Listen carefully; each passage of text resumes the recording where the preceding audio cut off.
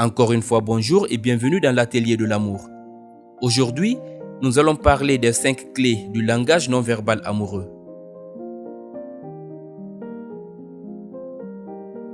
Plusieurs célibataires m'ont dit tout au long de ma carrière, je ne détecte pas les signes d'intérêt pour savoir si on s'intéresse vraiment à moi. Lire le langage non verbal amoureux consiste à percevoir le comportement et les émotions chez l'autre. Savoir décoder le non-verbal permet de vérifier si vous plaisez sincèrement à la personne qui vous intéresse, si elle vous désire, si elle est fausse, si elle vous dit des menteries pour ne pas vous offusquer ou si elle vous dit la vérité. Si vous voulez davantage développer la compétence de bien lire le non-verbal, vous serez très efficace pour décoder les signes d'intérêt que l'on vous porte, même les plus subtils.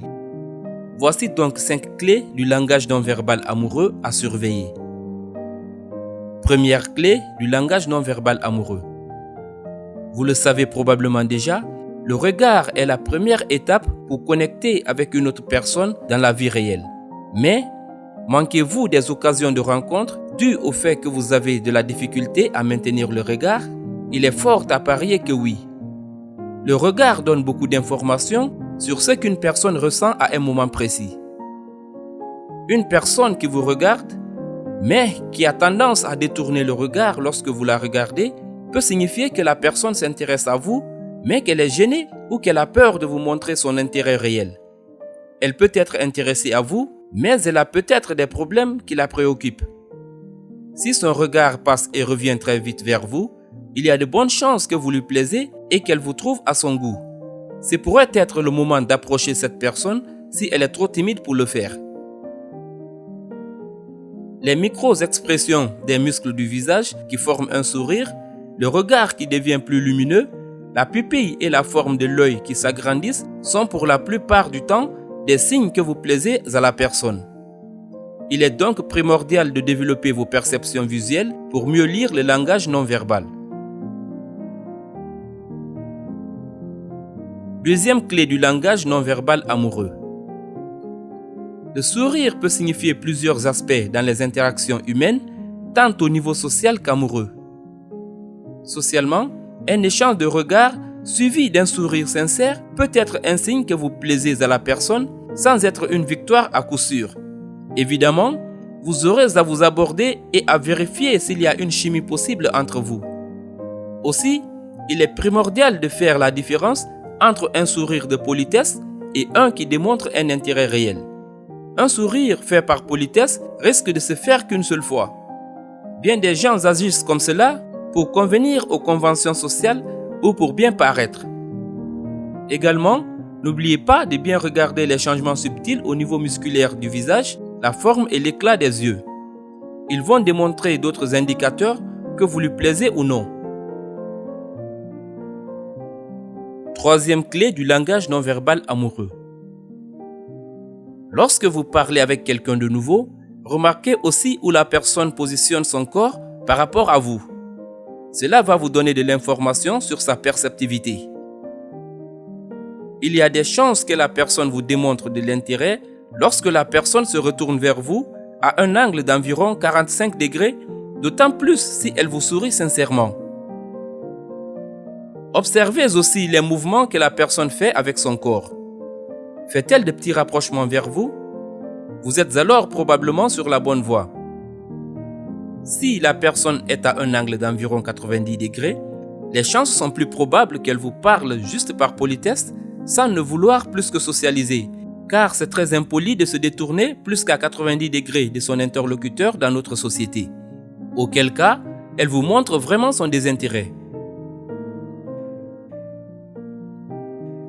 Quatrième clé du langage non verbal amoureux.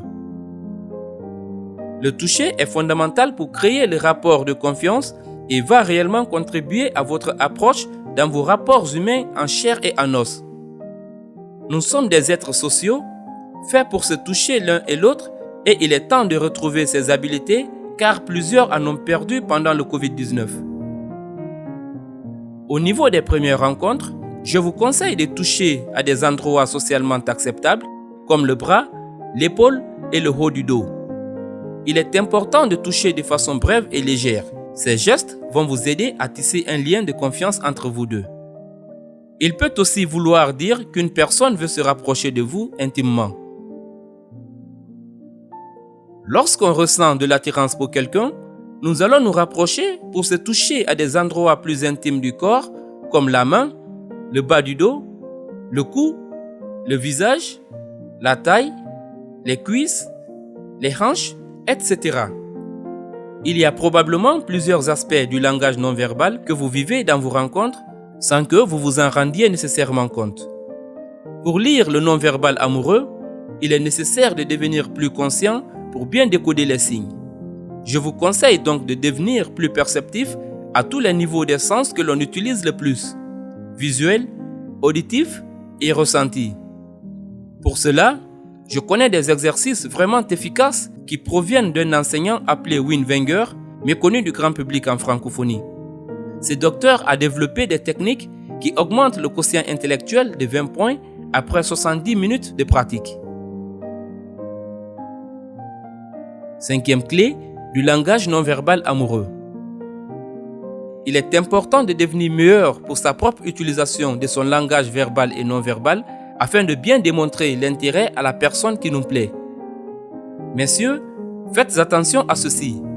Faire plusieurs balayages de la tête aux pieds de la femme devant vous, ou pire, ne regarder que sa poitrine, risque de la faire se sentir comme un objet.